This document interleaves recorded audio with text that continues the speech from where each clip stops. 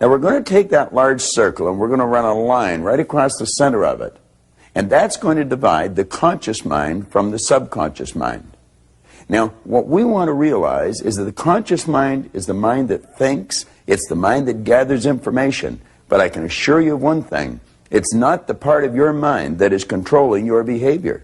Your subconscious mind controls your behavior, and it's in your subconscious mind that your old self-image is lodged. And that old self-image is controlling every act you make. It's controlling all of your results. Now, the self-image in your subconscious mind operates almost exactly, if not exactly, as an automatic pilot operates. I want you to imagine that this plane is leaving New York, and it's locked on course. After it leaves the vicinity of New York, the pilot sets the automatic pilot.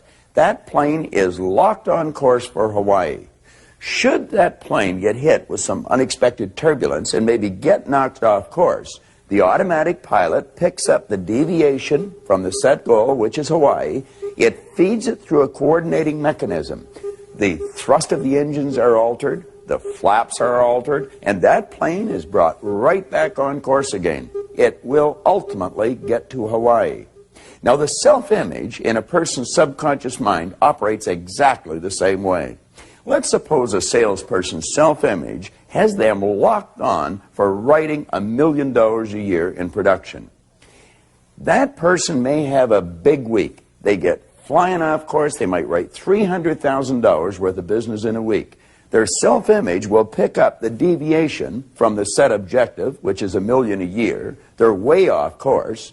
It feeds that information, the deviation from the set goal, into the coordinating mechanism, which is the person's nervous system. Their behavioral patterns will change until they're back on course. Ultimately, at the end of the year, they've written $1 million, even though they had a week at $300,000 or $400,000.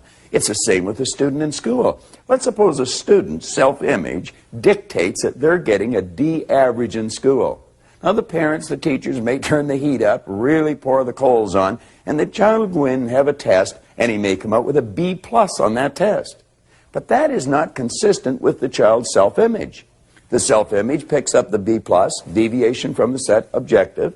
It feeds it into a coordinating mechanism. The child's behavioral patterns will change until they're back on course, and ultimately they're right back to a D average. If they want that child to get a B, if the salesperson wants to increase the business, they're going to have to alter the self-image.